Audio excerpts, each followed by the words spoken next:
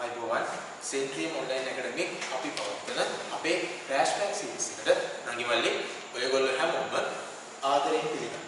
ඉතින් ඔයගොල්ලෝ මේ වෙද්දි ඉන්නේ ලකුණු 10 මට්ටමේ වුණත් එතනින් එහාට ගිහිල්ලා 20 30 40 මේ මොන මට්ටමක වුණත් ඔය ඉන්න තැනින් තවත් පියවරක් ඉස්සරහට ගිහිල්ලා වැඩි ලකුණක් ලබා ගන්න තමයි අපි මේ උදව් කරන්න ලෑස්ති වෙන්නේ. ඉතින් මේ වුණත් ඔයගොල්ලෝ දකින්න නැති ඔයගොල්ලෝ බලන්න නැති ඔයගොල්ලන් ගෲප් එකට සයන්ස් ප්‍රශ්න ටික ක්වෙස්චන්ස් ටික දාලා තියෙනවා. අන්න ඒ ක්වෙස්චන්ස් ටිකේ ඩිස්කෂන් එක තමයි දැන් කරන්න ලෑස්ති වෙන්නේ. හරි. අපි ඉස්සරහම අපේ පළවෙනි ප්‍රශ්න.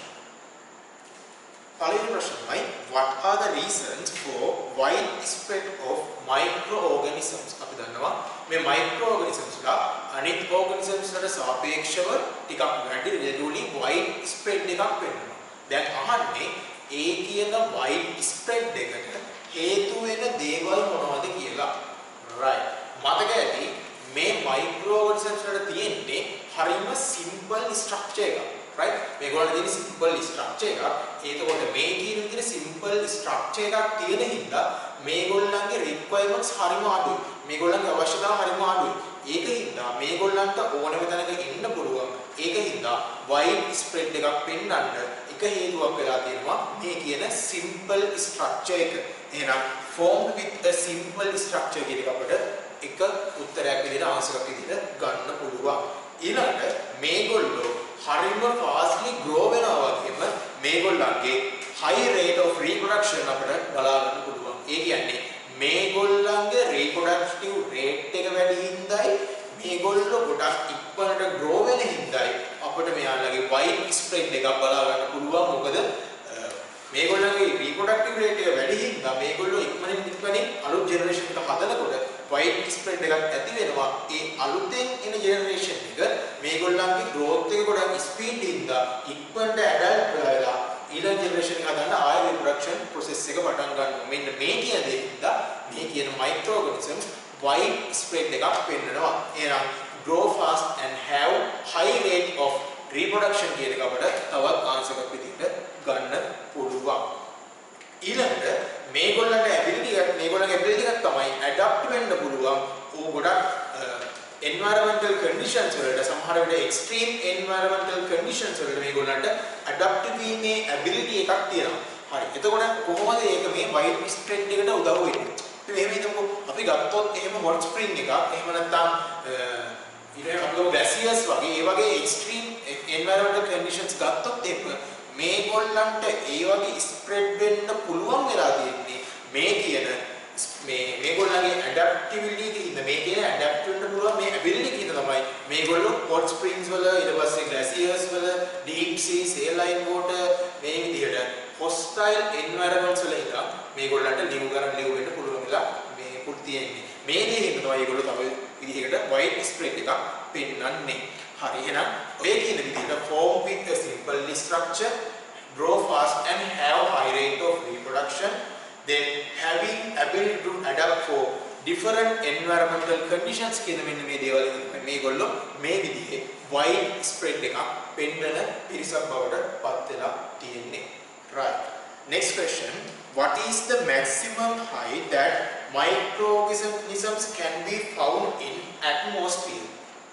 atmosphere එකේ microorganisms ලා දකින්න පුළුවන් උපරිම උස ආහන. right. අපි කතා කරන්නේ මේගොල්ලන්ගේ wide spread එකක් තියෙනවා කියලා. මේගොල්ලන්ගේ wide spread එකක් තියෙනවා කියලා කතා කරනවා. එතකොට අපි දන්නවා aquatic environments වල ඊට පස්සේ soil එකේ ඊට පස්සේ deserts වල මේ විදිහට හැමතැනම ඉන්නවා. වගේම atmosphere එකේ මේගොල්ලෝ ඉන්නවා. right. හැබැයි මේ atmosphere එකේ මේගොල්ලන්ට ඉන්න පුළුවන් උපරිම උසක් නම් තියෙනවා. right. එතකොට මේ අහන්නේ මේගොල්ලන්ව දකින්න පුළුවන් ඔය කියන උපරිම උස නැත්නම් highest මේ distance එක කොච්චරද කියලා තමයි අහන්නේ. එතකොට මේ කියන microorganisms ලා අපිට හොයා ගන්න පුළුවන් නැත්නම් ඉන්න පුළුවන් ඒගොල්ලන්ට ඉන්න පුළුවන් highest distance එක තමයි maximum height එක තමයි අපි ගන්නවා 6 kilometers. එතකොට ආන්සර් එක වෙන්නේ 6 kilometers. මේ microorganisms ලා අපිට හොයා ගන්න පුළුවන් maximum height of the atmosphere තමයි 6 kilometers. right. Next question, name the bacteria who helps in nitrogen fixation. මෙතනදී අපිට නයිට්‍රජන් ෆික්සේෂන් කරන බැක්ටීරියාස්ලා දෙන්නෙක් ඉන්නවා. right? හැබැයි ඒ දෙන්න ඇඩ් කරන විදිහේ පොඩි වෙනසක් තියෙනවා. හරි.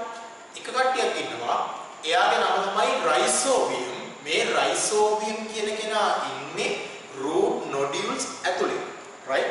root nodules ඇතුලේ ඉඳගෙන තමයි මේ කියන රයිසෝබියම් කියන කෙනා නයිට්‍රජන් ෆික්සේෂන් කරන්නේ. හැබැයි තව කෙනෙක් ඉන්නවා. එයා තමයි ඇසටෝබැක්ටර්. right? අනේ යන්නම් පොඩ් එකේ අර කතා වෙච්ච කෙනා රයිසෝබියම් මෙයා ඉන්නවා කිව්වේ root nodules ඇතුලේ.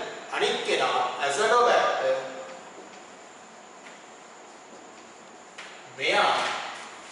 මෙයා අපි කියනවා බයෝෆර්ටිලයිසර් එකක් කියලා. right? මෙයාව කෙලින්ම අපිට ඩිරෙක්ට්ලි සොයිල් එකට එකතු කරන්න ඇඩ් කරන්න පුළුවන්. හැබැයි මෙයා එහෙම නෙමෙයි. මෙයා ඉන්නේ රයිසෝබියම් ඉන්නේ. මෙයා root nodules ඇතුලේ ඉඳලා නයිට්‍රජන් ෆික්සේෂන් එක කරද්දී මේ කියන ඇසටෝබැක්ටර් ෆ්‍රීලි සොයිල් අතර ඉඳලා නයිට්‍රජන් ෆික්සේෂන් එක කරනවා. එහෙනම් නයිට්‍රජන් ෆික්සේෂන් කියන්නේ මේ දෙන්නගෙම වෙනවා. මෙයා ඉන්නේ root nodules ඇතුලේ. හැබැයි මෙයා ෆ්‍රීලි ඉන්නවා. අපි කියනවා බයෝෆර්ටිලයිසර් එකක් කියලා. right? next question. Antibiotics can't fight against some infections. Who cause that infections? කියනවා antibiotic වලට සමහර disease වලට විරුද්ධව fight කරන්න බැහැ. ඒ විදිහේ diseases ඇති කරන්නේ cause කරන්නේ කවුද කියලා තමයි මේ ප්‍රශ්නෙන් අහන්නේ. මතකනේ antibiotics ගැන කතා කරද්දී අපි කිව්වා antibiotics produce කරන්නේ එක්ක බැක්ටීරියා එහෙම නැත්නම් fungi. එතකොට මේගොල්ලන්ට පුළුවන් කිව්වා වෙනත් fungi එහෙම නැත්නම් බැක්ටීරියා kill කරන්න ඒ kill කිරීම හරහා ඒගොල්ලන්ගෙන් ඒගොල්ලන්ගේ තියෙන ඒ විදිහේ infections නැති කරලා දාන්න පුළුවන් කියලා කිව්වා.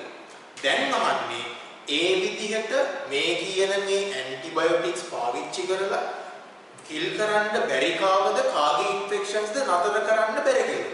දැන් මම ඉස්සරලා කිව්වා fungi and bacteria පුළුවන් කියලා. අපි දන්නවා මේ කියන විදිහට antibiotics පාවිච්චි කරලා control කරන්න බැරි viruses මගින් cause කරන diseases. එහෙනම් ආංශික වෙන්නේ viruses අපෙන් ඇහුවේ ඒ විදිහට නවත්තන්න බැරි diseases වල cause කරන්නේ කවුද කියලා. එහෙනම් ආංශික වෙන්නේ viruses. right? next question. Who did discover penicillin? Who did discover penicillin? මම එහෙම ඊළඟ ප්‍රශ්නයක් ගන්නම්. What is the fungus which produce penicillin? right? අහනවා penicillin හොයාගත්තේ කවුද? penicillin කියන කෙනාව හදන fungus එක කවුද කියලා අහනවා. right? මතක ඇති මෙන්න මේ fungus එකේ නම තමයි Penicillium notatum. right? Penicillium notatum කියන fungus එක තමයි මේ වැඩේ කරන්නේ.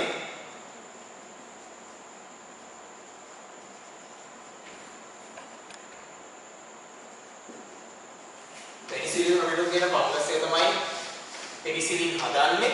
එතකොට මේ penicillium notatum කියන කෙනා penicillin කියන කෙනාව හදනවා කියලා හොයාගත්තේ කවුද කියලා දැන් අපේ කීවෙනි question එකේද? fifth question එකේ දෙවෝ කවුද මේක හොයාගත්තේ කියලා. මේක හොයාගත්තා නම් Alexander Fleming කියන scientist. right? Alexander Fleming කියන scientist තමයි හොයාගත්තේ. මෙන්න මේ තියෙන penicillium notatum කියන මොන variety එකක්ද මේක? fungal variety එකක්. මෙන්න මේ fungal variety එක penicillin කියන antibiotic එක produce කරනවා කියලා හොයාගත්තේ Alexander Fleming. එහෙනම් 5th question එකේ answer වෙන්නේ Alexander Fleming. 6th question එකේ answer වෙන්නේ penicillium notatum. right? final question. mention the 4 methods that the vaccines are made. vaccines හදන methods 4 මොනවද කියලා තමයි අහන්නේ. vaccines methods සෑහෙන ප්‍රසිද්ධයි. අපි දන්නවා කොරෝනා වෛරස් එක vaccines test කරනවා. ඒක vaccines සෑහෙන ප්‍රසිද්ධයි. එතකොට අහන්නේ මෙන්න මේ vaccines produce කරන methods 4 මොනවද කියලා. right? ඔයගොල්ලන්ට මතකයි methods 4ක් තියෙනවා. එකක් තමයි weaken microbes ලා පාවිච්චි කරනවා. weaken microbes ලා directly inject කරනවා අපිට vaccines වලින්. ඒක එක method එකක්. ඊළඟ method එක තමයි kill microbe අපිට inject කරනවා. එක්ක weaken microbe එහෙම නැත්නම් kill microbe inject කරනවා. ඒකට ඔය method දෙකක්. තව method එකක් තමයි මේ මයික්‍රෝබ් වලින් ගන්න ටොක්සින්ස් අපිට ඉන්ජෙක්ට් කරන එක. එහෙනම් එකක් තමයි weaken මයික්‍රෝබ් පාවිච්චි කරනවා. තව එකක් තමයි kill මයික්‍රෝබ් පාවිච්චි කරනවා. තව එකක් තමයි මයික්‍රෝබ්ස් ගෙන් ගන්න ටොක්සින්ස් අපිට ඉන්ජෙක්ට් කරන්න පාවිච්චි කරනවා. එතකොට ඊට අමතරව තව එක විදිහක් තියෙනවා මේ මයික්‍රෝ ඔර්ගනිසම්ස් වලගේ තියෙන බොඩි පාර්ට්ස් ජෙනටික් ඉන්ජිනියරින්ග් එකේ ඩෙවලොප්මන්ට් එකත් එක්ක කෙලින්ම ඩිරෙක්ට්ම බොඩි පාර්ට්ස් පාවිච්චි කරලා තියෙනවා වැක්සින්ස් ප්‍රොඩියුස් කරන්න. එහෙනම් වැක්සින්ස් ප්‍රොඩියුස් කරන මෙතඩ්ස් හතරක් තියෙනවා. මම ආයෙ පාරක් කියන්නම්. පළවෙනි මෙතඩ් එක තමයි using weakened microscope දුර්වල කරන ලද සුදු ජීවියා. දෙවෙනි ක්‍රමය තමයි using killed microbes මරා දමන සුදු ජීවියා. තුන්වෙනි ක්‍රමය තමයි making toxins of microbes. මේ කියන සුදු ජීවීන්ගෙන් නිපදවන දූලක කියලා කියනවා. right? අන්න ඒ විදිහට ඒවා පාවිච්චි කරන එක තවත් මෙතඩ් එකක්. ඊළඟ මෙතඩ් එක මම කිව්වා ජෙනටික් ඉන්ජිනියරින්ග් ඩෙවලොප්මන්ට් එකත් එක්ක කෙලින්ම මයික්‍රෝබ්ස් ගේ බොඩි පාර්ට්ස් පාවිච්චි කරන්න පුළුවන්කම ලැබිලා තියෙනවා කියලා. එහෙනම් ඔය තමයි මේ කියන වැක්සින්ස් ප්‍රොඩියුස් කරන මෙතඩ්ස් හතර. මම එක්සැම්පල් එකක් කියන්නම්.